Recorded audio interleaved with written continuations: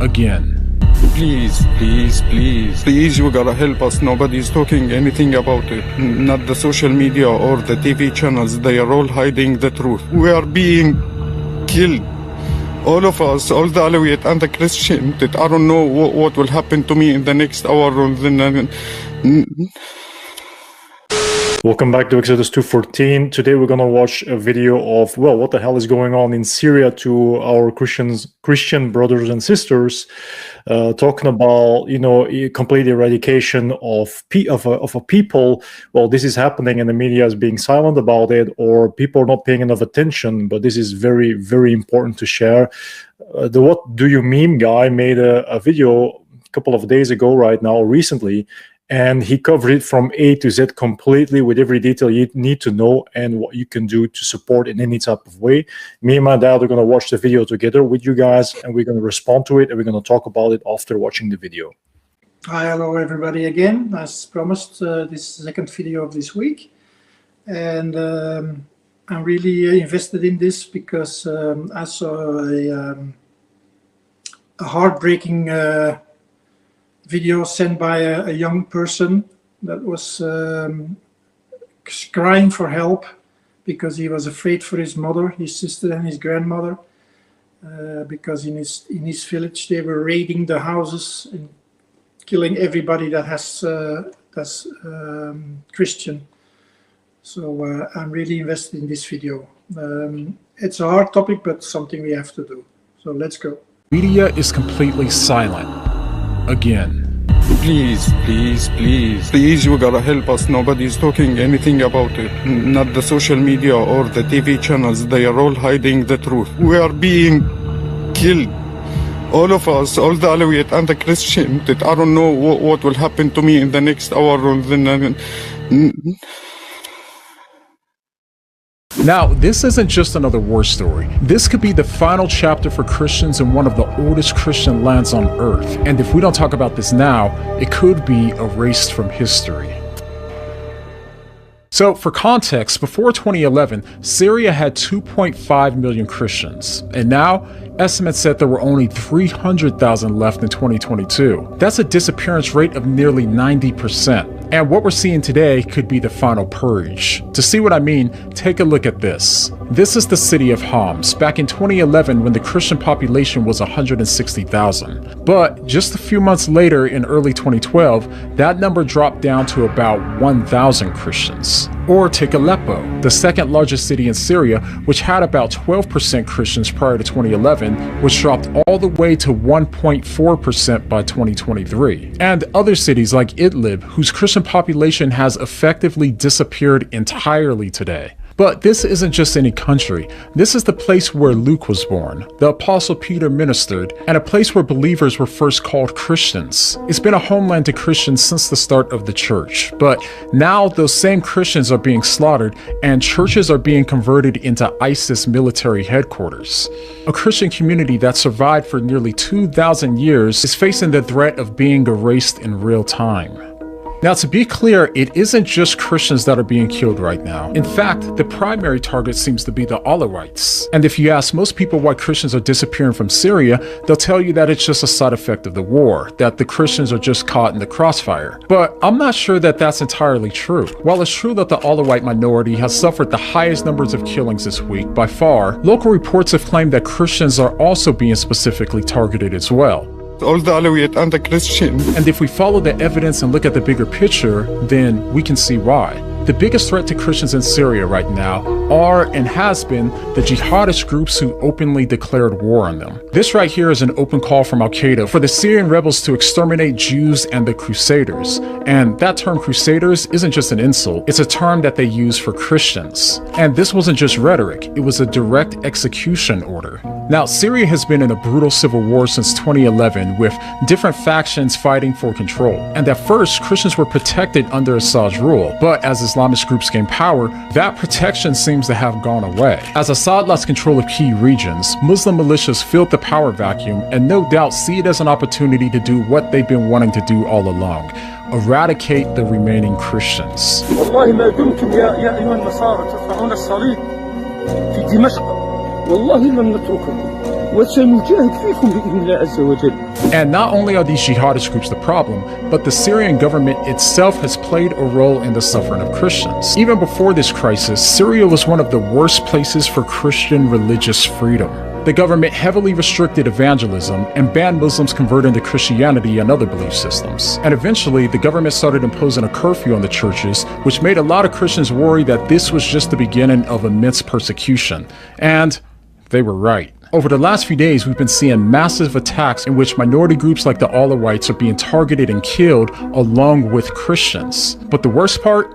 This isn't just a problem in Syria. Unfortunately, this same ideology has led to Christian genocide in Iraq, Libya, Nigeria, and beyond. Christians are being persecuted worldwide, and Islam has always been one of its greatest persecutors. It's time that we be honest about the horrors that have killed countless Christians and civilians, starting with Islam's inception until today. And this isn't just a tragedy, it's a scandal, because while the world mourns other tragedies, the eradication and displacement of Christians in Syria is being ignored. And none of this is even a secret. Evidence for the genocide of Christians is out there, but the media refuses to talk about it. As we just saw in a recent video, when one Muslim was tragically killed after being targeted for his faith, his story dominated headlines, and rightly so. It was covered by CNN, the BBC, the New York Times, and nearly every other major news outlet. But just a couple of weeks ago, when 70 Christians were beheaded for their faith inside of a church in Congo, the media was silent.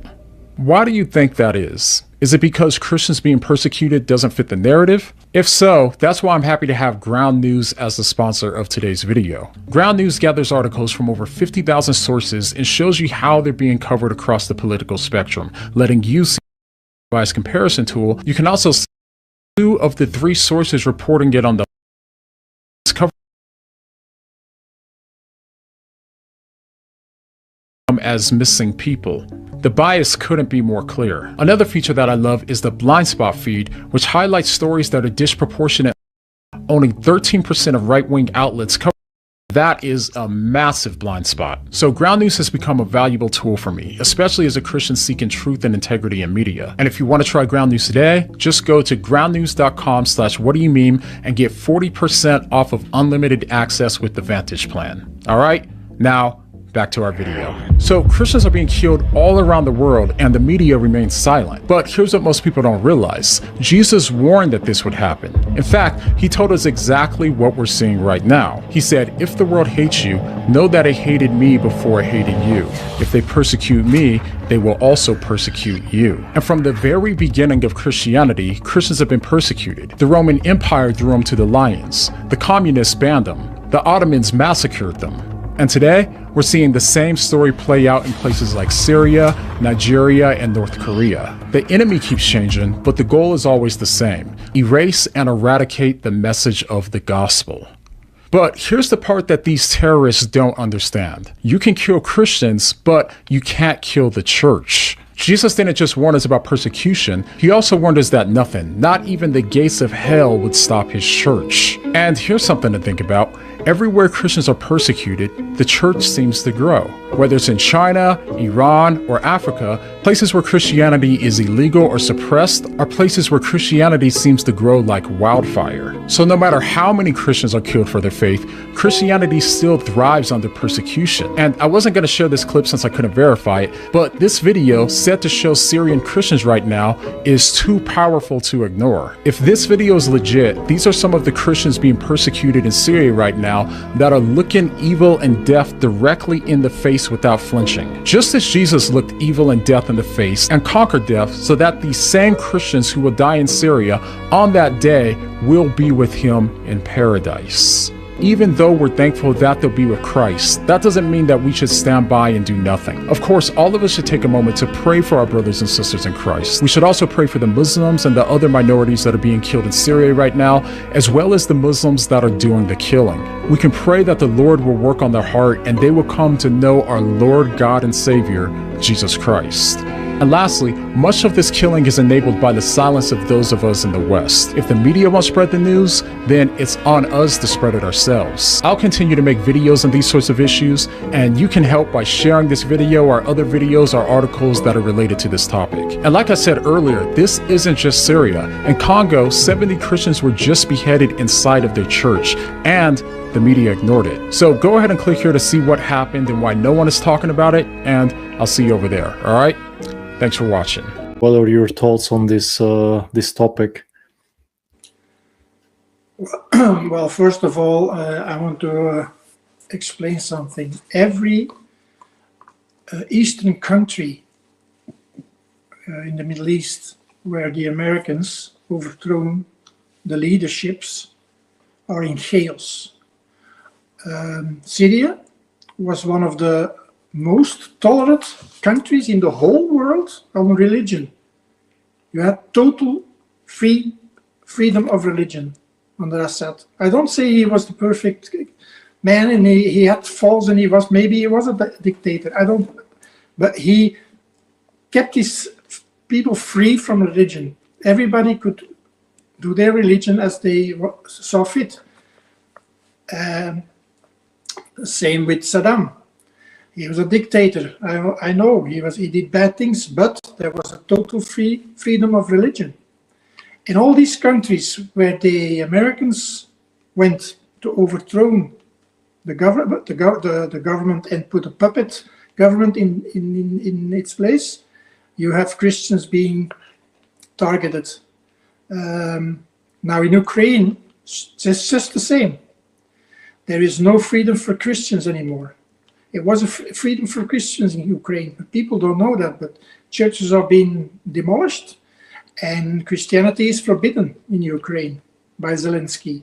I don't think many people in the West know this because they're not talking about this, because that's a hidden agenda. So it's like prophesied in the Bible. There will be a time that Christians will be prosecuted around the world. And we know who's behind this. We know who hates us. So yeah, that's a little bit. I'm glad this guy is putting the video online. I saw the video of the young person pleading for help, and I also send it to everybody I know. I also put it online because that's what he asked. So this atrocity will be exposed, and the mainstream media will be exposed as fake news again. So people that still look at the mainstream media as their source of knowledge, stop doing it, because you're being fooled, you're being deceived. It's not a source of knowledge anymore. It's a propaganda machine that works for the evil side. So look else for your information, and then conclude what you think is the correct news. But don't follow the mainstream media anymore. Not one of them, because they're all in this evil agenda. Yeah, I hope, and I plead to my fellow Christians and even non-Christians in the world, please think of these people. Please have a moment of silence and go deep into your heart and pray to anything you want, but pray for these people that they will be saved and this will end. It's sad, because it's like the guy said, Syria was the starting point of Christianity. It has a very old history, and it's been totally wiped. Yeah, but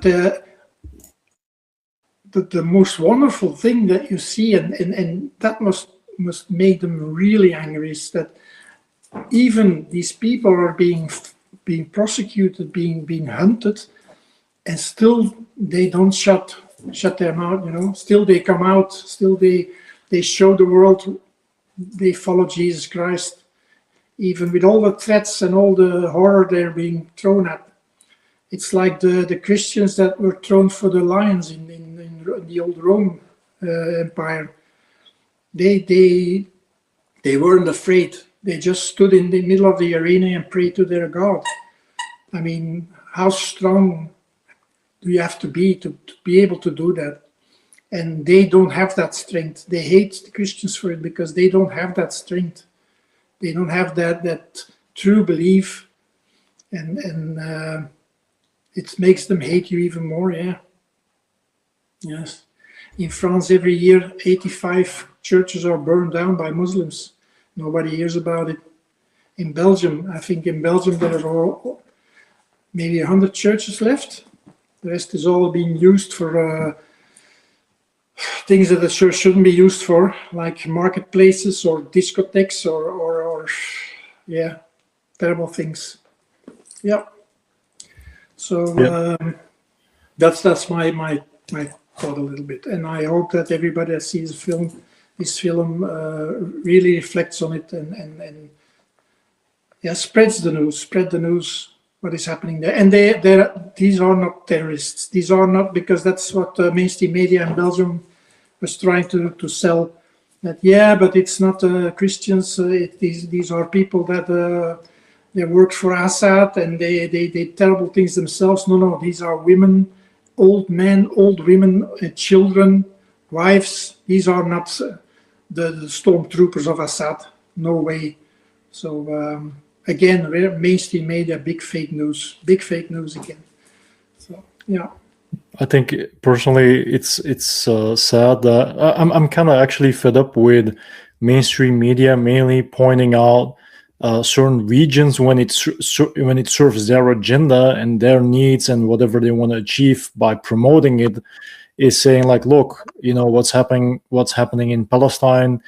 What's happening in Gaza, it's terrible, that's genocide. And I'm like, okay, it is. I'm not gonna say it isn't, but think about it. Look all over the world what is going on. If you stop focusing on certain people with a certain background or certain religious beliefs, everywhere genocide is taking place in this current day and age. Everywhere in the world, regardlessly who you are or what you're believing.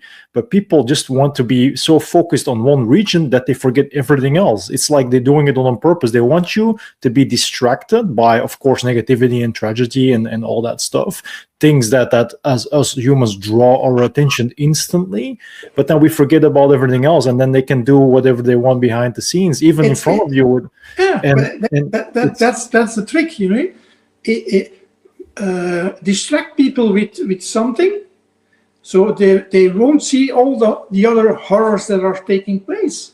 It's terrible that what's happening in Gaza. I totally agree, and it's a genocide. But there are genocides going on right now on the other side of the world, and nobody says anything about it. And that's why I say the mainstream media is working for evil. They're working for Satan. They are in bed with Satan because their bosses are the big corporations, the big money, big tech, big everything. They are the ones who control the media. So they tell the media what to report and what not. Plus, there are no journalists anymore. The only real journalists that are still here, they are the freelancers. They're not connected to any organization. They are the real reporters. And luckily, news media like Redacted, for example, they are Rumble and on YouTube. They only hire independent journalists that are at the place where it's happening. So then you have the real news. That's why I watch Redacted. I think it's I want to promote it because I think it's a very, very good media site. It's a man and his wife. They do it together. They used to work for Fox News, but now they work independent. They don't choose a site. They just report what is happening everywhere. So people, if you really want to run a good news site, it's Redacted. You can find them on YouTube, on Rumble, redacted.com. Yeah. So we'll definitely put it out in the description so people can find the link. I'll put it in the description for whoever wants to look at it in their own free time. And what I want to add to it as an extra is I'm also done with if people want to make a bold statement that as a religion, Islam is the only true religion that brings peace, that is of peace. It's completely nonsense if you look at the clip of that guy that was openly telling, look, now it's our turn to eradicate the Jews and the Christians because that's all in name of Allah. That is what we have to do. That's what we're born for as Muslims. Now, if you look at it, they're going after the Alawites, and the Alawites, if you look it up, they're Arabs, ethnically Arabs, and they also practice a form is Islam, Shia Islam. So they kind of lean more in the direction of if Imam Ali, what of course in the 12 Imams, what Sunni Islam doesn't like, they hate it because they think that the authority was with the second in line Abu Bakr, the henchman, the most beloved henchman of the Prophet Muhammad. So that's already where they got conflict. So that by itself is a reason enough, being both Muslims, being both Arabs, to eradicate one another. So how can you talk about peace if you're even going after your own kind? If you're even destroying your own people, ethnical wise, cultural wise, religious wise, just because of differences, because it's just a certain different interpretation according to the holy texts from their tradition. So you can't talk to me about peace if you're doing that. And then secondly, if you just look at all the countries that are primarily dominated by Islam, there's the state religion is Islam, is always 99%, just 100%. They always put 99%. Islamic, and they're like, look, in countries at peace, it's perfect, that's how it should be, that's what we want, the big caliphate, the big ummah. But then if you think about it, what they're doing now, they did in all those countries. I'll give you an example. Somalia used to be a Jewish nation. What happened? Islam comes, eradicate Jews and Christians that were already present there for so many time. They just completely wiped them out. Either they had to leave, forced out, right? Or they got persecuted and killed or imprisoned. Nobody talks about that. It's just about, but look how perfect the country is now with Islam as the main religion, everybody being Muslim, everybody in peace, everybody happy. No, they did certain things to come to that state of being. And that's what's happening again and again and again in all these countries. Nigeria, Ghana, Congo, whatever. It's always, there were people before Islam was there. Islam comes and they want to take and destroy and exterminate, using their text to justify their actions, because it's a holy cause, it's the holy war, jihad, and then eventually they're ending up with a smile on the face. You see, it's the religion of peace.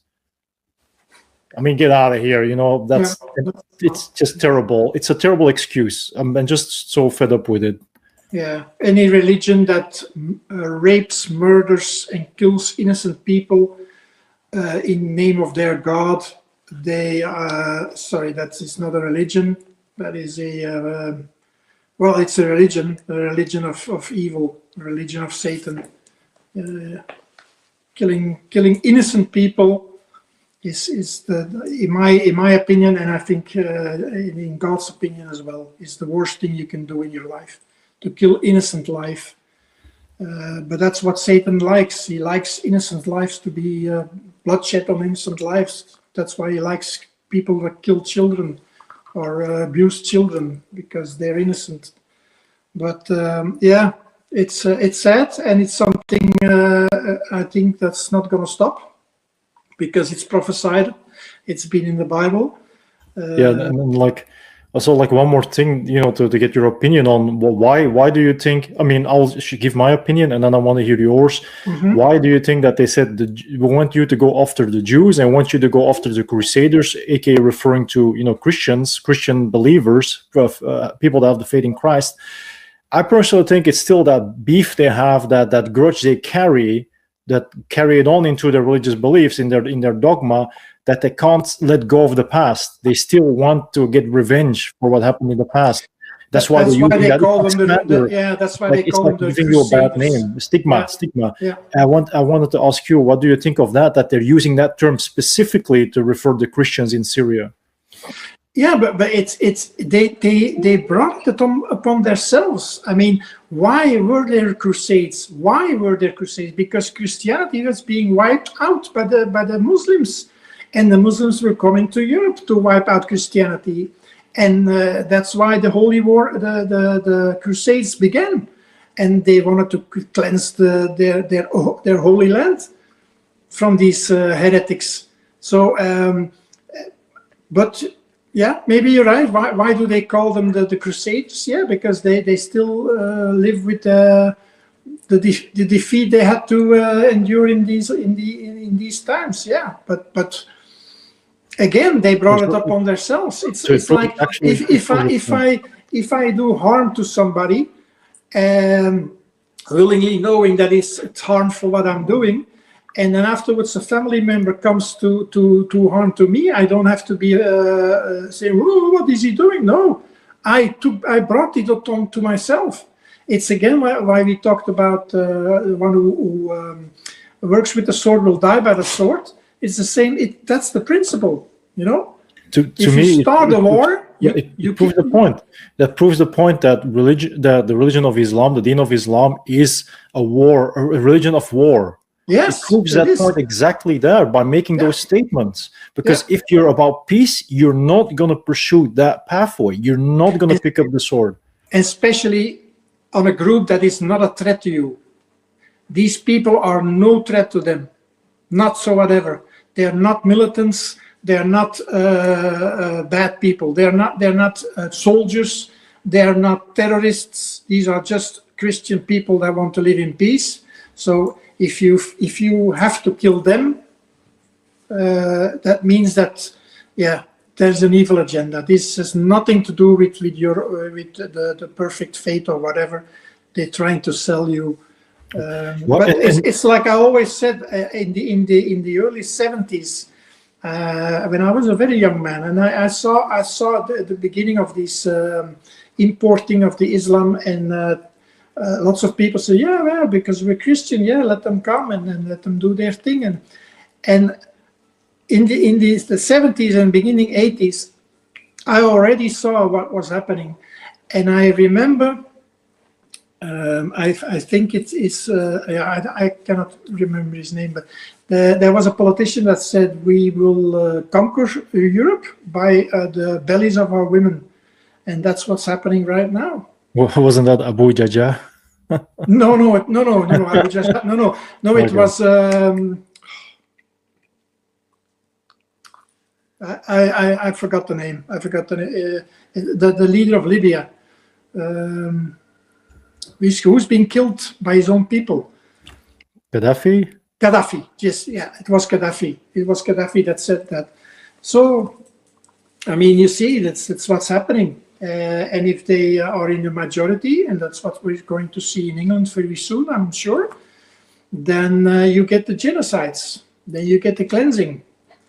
Believe me or not, but if England isn't changing their course, this is the first European country that's going to become a caliphate. You know what statement King Charles made recently during sharing the dates, packing and sharing the dates during Iftar. You know, the holy moment of breaking the fast during the Ramadan period. You know, he said that England should be an example and go back in time like Islamic Spain and set an example for the rest of Europe, because that's where our culture originated from. And he's the defender of the faith, and then people are asking him what faith, the wrong faith. You can believe me or not, but the Queen. Why did she wait so long? Why didn't she want him to become king, even when she was in her 90s? Because she knew what a sellout he was. She knew his agenda. I feel very sad because she should have made his son king. And just put him aside, this Charles. He's evil reincarnated. He works with the devil. He works with Satan. You saw it with the European Olympics, the big bull, the worship of Baal. He's into this. So, and I think she knew. That's why she waited so long. That's why she was queen till she died. But she should have, she should have made her grandchild king instead of him. But sadly, she didn't. Maybe she was going to. Maybe something happened. I don't know. But I think a lot of British people now think the same. About this. He's not the king of the Christian community of the Catholic Church, no, of the Protestant Church. He's the king of Islam. He's the king of Islam. yeah, definitely. He's the king of Islam. He is. He thinks that he will be spared if England becomes a caliphate. He thinks he's going that he to can be keep spared. his position of power, that he can remain in a position of power. Yeah, he thinks that's not going to happen if UK isn't the UK anymore. It's not going to. No, these things are not going to apply anymore. It's not going to. No, there will be a religion leader, and he's going to make the rules. Yeah, that's true. And King Charles may be happy if he can stay in his castle and be quiet. Yeah, believe me, that's what's going to happen. As a final message before we wrap this up, I really hope that the world, the Western world, and the mainstream media do repent by actually taking in those real refugees. These are refugees in a time of crisis and need, and it's a matter of life and death. These are true refugees. These are Christian people. I mean, these people can thrive in our community because in the origin we are Christian community. Europe is a Christian community. The origin is in Christianity. So if we take these people in, they will thrive because they have the same religion and the same mindset like us. Even if they're from a totally other side of the world, it doesn't matter because their beliefs is the same, and that's the start of something. Yeah, it's like the what you meme guy said. Church is the church. Yes, the church is it doesn't matter where you're from or what country or what language or what color you are. If you're in the church, you're in the church. Yeah. And these people, I'm 100% sure they will thrive here as never before because they believe in the Christ. But if these countries and the media don't work together to get those people out, then the blood is on their hands. Yes, and I hope not. But I think that's what's going to happen. They are not going to help. No, the people don't deserve it. Nobody, but they don't. It's not right. No, and turning a blind eye or ignoring it, that is the blood on your hands, and you're equally as guilty as the one that pulls the trigger. Yeah, we rather bring Muslim economic refugees than people that are really threatened with their lives but are Christian. That's the way our government works. That's the way Europe works at this moment. They don't. Sadly, very sad, very evil, but that's how they work. Yeah. So you got a final message before we wrap it up? Please have a moment of silence and pray for these people there, and that they may be guided to the right path to escape this horror. And they are welcome here. They are welcome in Europe. If you ask me, I don't care. They are the real victims here, and I know if we all pray together for their saviors, for they being saved, I know it will work. I know it will. This prayer is a very strong medium. So let's do that, and let's just spread the message. Spread the message as much as you can to family, to friends, to everybody you know, because people need to wake up. And we are with many, but we need to wake up. We need to wake up everybody to this.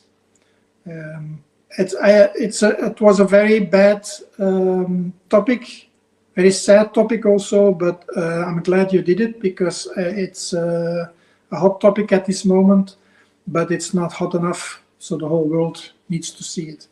So I hope we brought a little bit of our influence, so people, yes, even Jackie, He wants to come on TV to say to the people, pray for these people. And I hope to see you next time. And be glad you're still in a country that has freedom of religion. And be thankful for every day you're alive.